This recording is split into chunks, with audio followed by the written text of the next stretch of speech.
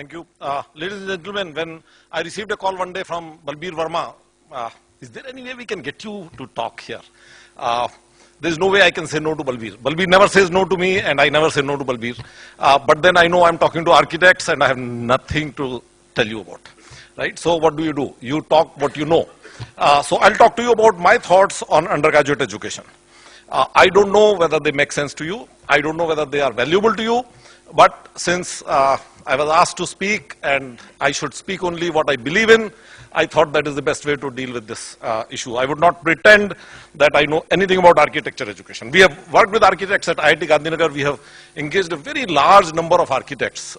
And then with every architectural firm comes fairly large number of architects in one form or the other. So we have dealt with a lot of architects, I must say, more so than any university might have done in recent years in India. We believe that we must engage lots of different diverse type of architects, and therefore we have been very fortunate to involve very large number of them.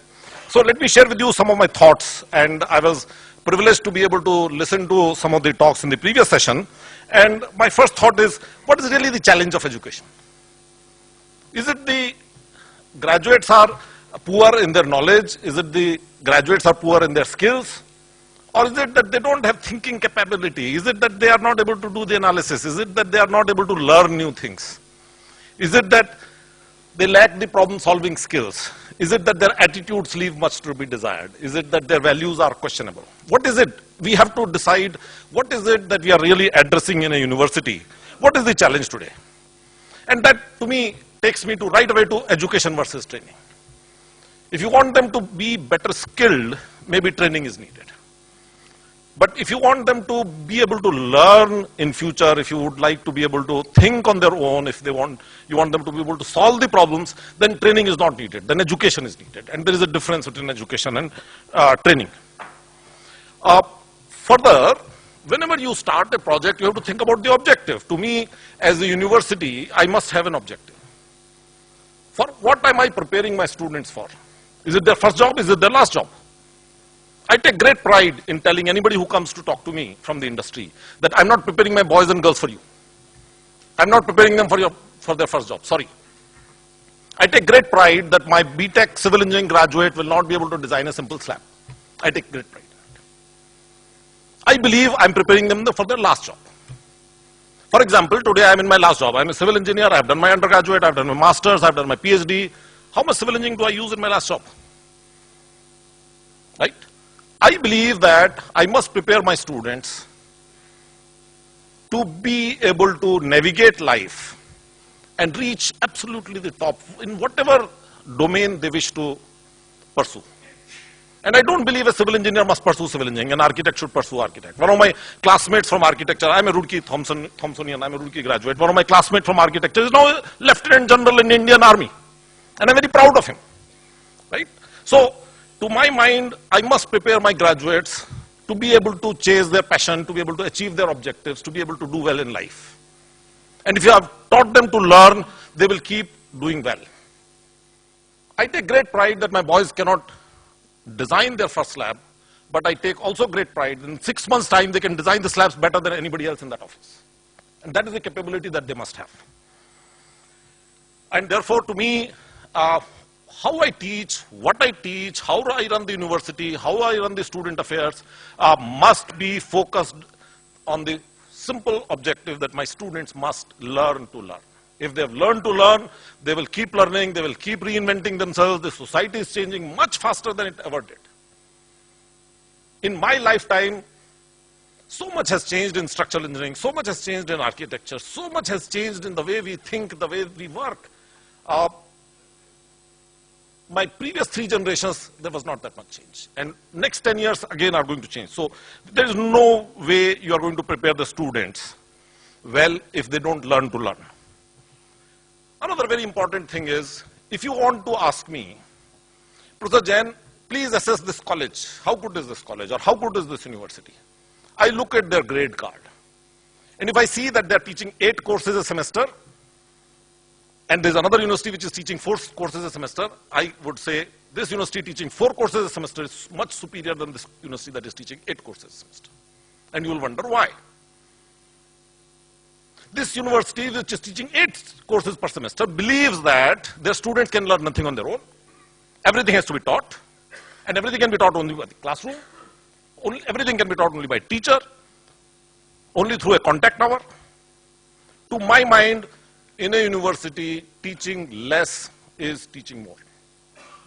I must teach less if I want my students to learn on their own, if I want them to assimilate, if I want them to think, if I want them to do things, if I want them to prepare themselves for their future, I must teach less. I must not teach more. To me, higher quality means lower prescription. You ask any architect to design a building, you tell him you cannot do this, you cannot do this, you cannot do this, you should do this, you should do this. What do you think will happen to his creativity? Do you think it will improve? Do you think it will reduce? Obviously it will reduce. Same thing happens with universities. You tell the university, you cannot hire somebody if he has not a PhD, you cannot hire him, make a professor if he doesn't have 20 years of experience, you cannot do this because he has not done this, you cannot graduate a student if he has not done 5 courses in mathematics, 7 courses in structural engineering. My God. You need to prescribe when you have people who are idiots. You need to tell universities how to teach if your university leadership is of such a low quality that somebody sitting in UGC, somebody sitting in Delhi, somebody sitting in Bombay, somebody sitting in a central office has all the more wisdom than all your vice chancellors, all the principals, all the heads of the departments, all the professors. To my mind, if you want good quality education, you must be less prescriptive. You cannot be more prescriptive.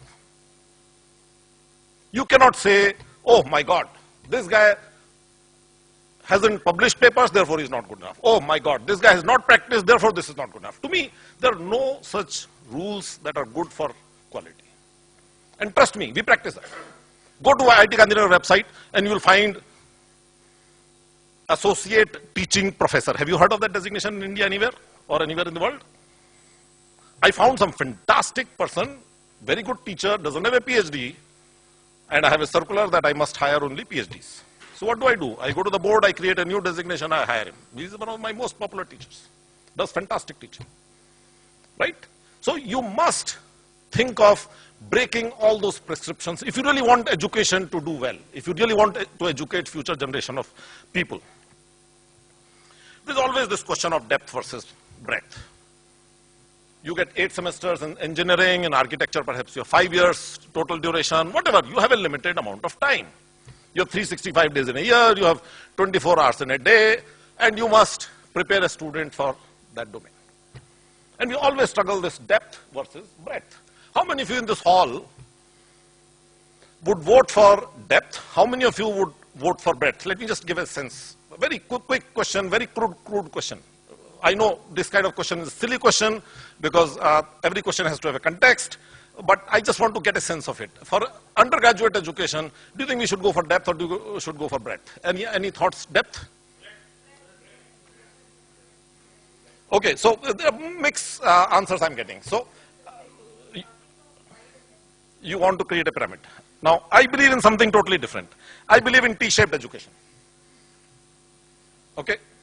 I must teach my boys and girls something about everything and everything about something. Right? So there is a big T, they know everything. No, they know something about everything.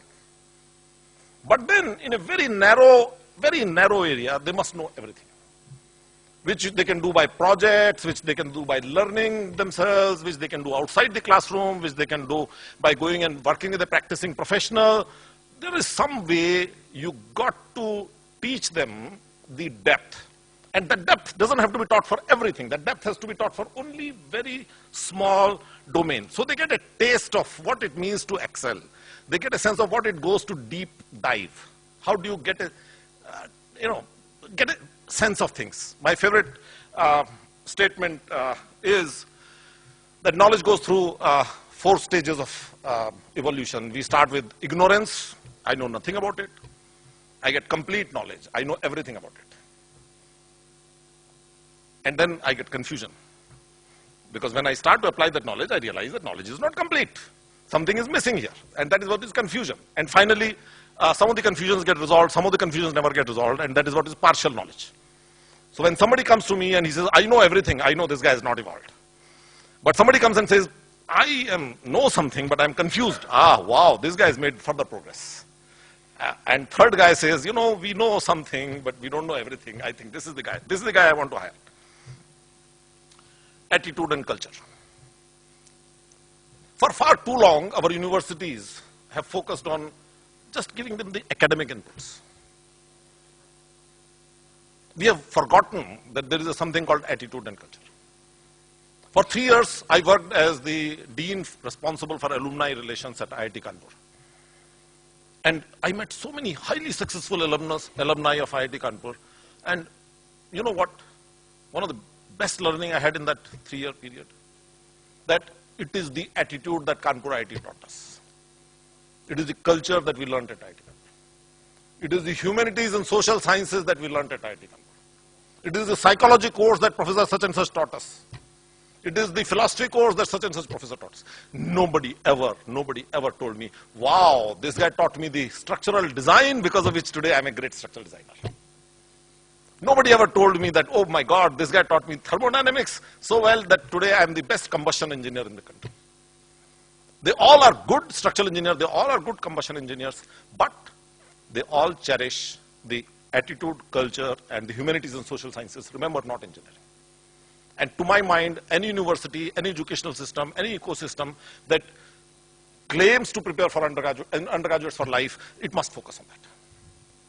And that's where our universities used to do in some form or the other. If you think about the, and I know ragging is a bad word these days, but in the days when we went to college, really what was ragging all about was to improve the attitude and the culture of the students. And that is where we got indoctrinated into the system. And we need to think of new ways of doing that. There are so many societal distortions in our system today that 50 years back, the society will frown upon somebody who is falling outside the certain values and ethics. But today, the same very society is actually pushing people to violate those ethics and values. And to my mind, this is a new agenda of last 20 years that we universities must embrace. We must see what we can do to improve the values and ethics. To me, values and ethics, yes, we learn from our parents, yes, we learn from our neighborhood, yes, we learn from our society, and yet there is something that the universities can do. One day I called somebody in Bombay House in Tata's, and I said, boss, how do you claim that you guys are very ethical business group? You hire the same boys and girls that everybody else hires. They say, oh, we have a big group that works on ethics agenda. So to me, values and ethics is another very important thing if you want your graduates to do well.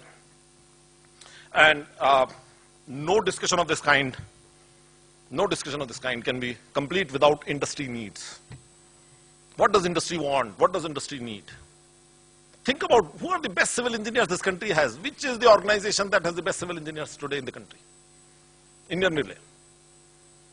Even when a major highway bridge is to be built on Brahmaputra, who builds it? Not the highway department. It is the Indian Railway that builds road bridge, not road cum rail bridge. And do you think Indian Railways look at whether you know anything about railway engineering before they admit their civil engineers? No, they teach them railway engineering. They look for good civil engineers and they say, we will teach them railway engineering. What about Indian military? What do you think? They look for their officers who have gone through military science. No, military science is a university subject, by the way. No, they look at smart guys, smart girls, and they train them. And they say, we'll teach you military engineering. Right? What about income tax? What about Indian Administrative Service? What about any decent organization that values its people? Do they go to the university and say, oh, I need C++ programming, make sure that your students all learn that? No, they don't. Right? To me, what is really not important is industry need. I don't care for industry. I don't care that my student is not ready for working in the industry. What I care about is industry ownership. Is the industry working with me? Am I working with the industry? My Senate has passed a resolution that every student must have at least 2 visits to industry every semester. And by industry we mean it could be a railway station. Go to railway station, talk to the railway system and see how railways run. To me that is education. Right? To me, participation of industry is important. To me, talking to industry is important. To me, getting my students immersed in industry environment is important. To give them that particular tool which he will need so that he can be productive on day one for the boss. No boss, that's not what you do. We need to invest in future. We need to look at universities as our future. If we don't do that, if we always look at universities, what we can get out of the universities, if we always think about what they can do for us, it will be very sad for this country and for the society. We must think that universities are building our future, creating our future, and we must invest in that. We may invest through our time, we may invest through our money, we may invest through our thoughts. It may be done by professional societies, it may be done by individuals, it may be done by anybody. And then the universities have to become more inclusive. Our universities tend to be very exclusive. We don't want to deal with you. Oh, you are not that. Oh, you are not that. So we need to open our doors. We need to be open to ideas, and we need to engage people. Can we do it? To my mind, we have been attempting to do it at IIT Gandhinagar. I have some brochures about IIT Gandhinagar, not too many. If somebody really gets interested and curious about what IIT Gandhinagar is doing, there are some brochures, and I would like you to look at it. Let me give a sense to you. Curriculum. I told you about attitude, I told you about values, I told you about many things. So first 5 weeks, my undergraduates go through a boot camp of 5 weeks, starting at 6:30, going up to 9:30 in the night. The 5 focus areas: physical activity and sports. Because of JEE coaching, they have stopped going to the playground. So morning 6:30, they have to jog. Evening 5 o'clock, they have to be basketball, football, kind of serious sport. Second, creativity: music, dance, drama, sketching, painting, pottery. Think about anything other than studies that they stopped doing because they were preparing for JEE. Third, teamwork, leadership, communication. JEE is such a self-centered activity. You don't care for anybody else. So you want people to learn to communicate, to work together as a team, to be fourth, values and ethics. We bring people and talk to them about values. We talk to them about ethics. And finally, the fifth, the societal concerns. How do we make IIT Gandhinagar students passionate about the societal issues? Be involved in solving the problems of the society and not think of that multinational that will give them so many crore rupees of salary that you're reading every day in the newspaper. By the way, IIT Gandhinagar refuses to talk to any reporter and tell them what kind of salaries we are, because we don't think that is important. Many people said Kailash Satyarthi's name they had not heard before he got the Nobel Prize. He spent a full day with my first year undergraduates on 4th of August to inculcate in them the concerns about the children, much before he got the Nobel Prize. That is the kind of speakers we bring. That is how we start. We today teach the maximum humanities and social sciences. Right in 3rd semester, we teach a compulsory course on design and innovation. Because our engineering education can be very prescriptive. 2 plus 2 is 4, 4 into 2 is always 8. Life is not like that, right? And so on and so forth. I can go on and on curriculum. We believe that people become how you treat them.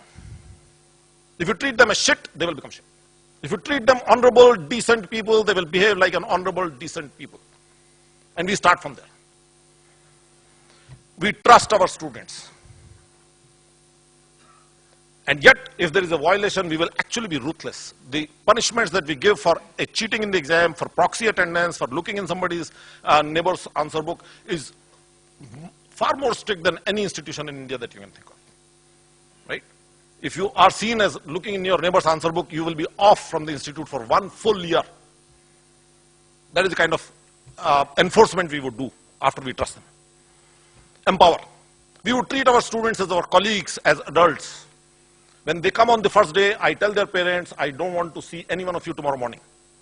I tell the moms, please stop calling your child every morning, afternoon, evening, beta khana khaya ki nahi khaya. I tell my students, please listen and respect your parents, but start to behave like adult, start to take responsibility for your decisions, own up your decisions, you make mistakes, swallow it. Bear the consequences, right? Works beautifully. We trust them as colleagues. You come to visit me, chances are I'll ask an undergraduate student, जाके इसको site पे दिखा के ला, वो campus दिखा के लाता है, वो जाके engineer से बात करा के लाता है. अभी recently somebody wrote a blog after visiting me. He said, you know, there was an undergraduate student who took me to show the site that IIT Gandhinagar is building, and he was talking to engineers, he was talking to workers as if he is a project engineer here. Because you treat them as your equals. You don't treat them as bachas. The results, we think that if you look at us, you will see tremendous ownership by the students. You will see tremendous enthusiasm for the institute. You will see that they care. When we say that somebody looking in your neighbor's answer book will give you 1 year off, do you know in that committee there are 4 students sitting there? And it is always by consensus. We have a 10 people committee, 6 of them are faculty, 4 of them are students, and students are not invitees, they are voting members, and they are part of the decision making. When we started to be tough on the disciplinary actions, the student body said, we have a student senate. They said, wow, boss, we need to have an honor code. We have to have an understanding. What is it that we expect ourselves to do? How do we expect ourselves to govern? There is an honor code that the students have developed where there has been absolutely no infection from us. We have not been involved in that. We have graduated 3 batches of students, and they have done fantastic. How many of them have become entrepreneurs? One of them has already, we are talking about 6-year-old institution. Our first batch graduated 2 years back. One of the companies is already receiving the venture funds from California-based funding organization. There is another company that is working at the bottom of the pyramid, making agarbatti making machines for the slum women. There are a number of other student ventures that are going on. There are 15% students who are studying at Caltech, at Princeton. We teach less engineering, and my students still get a scholarship from Caltech and Stanford because they appreciate that, yes, this guy has got a good education. We take great pride that 2 of our graduates are studying at NID for Masters in Design. We take great pride that one of our girls after graduation went to Srishti in Bangalore, and from there went to Austin to do fine arts. We have one girl who is doing Tata Institute of Social Science, Master of Social Work. Right? We think that the kind of transformation that we are seeing in the students has been absolutely mind-boggling. If I may say so, when I went to Ahmedabad 6 years back, 5.5 years back, I had certain ideas, and I thought they might work. But I'm myself surprised. I didn't think that this will work so well. When I said, I will treat you as adults, I was still scared inside whether it will work or not. But it works beautifully. Thank you very much.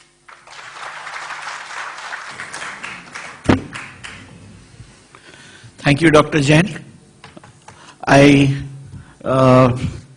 have to confess that I have only known you as the earthquake man, and this was nothing short of that. I dare anyone to stay not awake after this very, very scintillating address, which puts everything right where it should be. One wonders what we have been talking about if we have not addressed these very, very fundamental basic issue of what are students and what the college is for the students and what we can do for them. So we'll get into a discussion later on. I will now request Dr. Lugani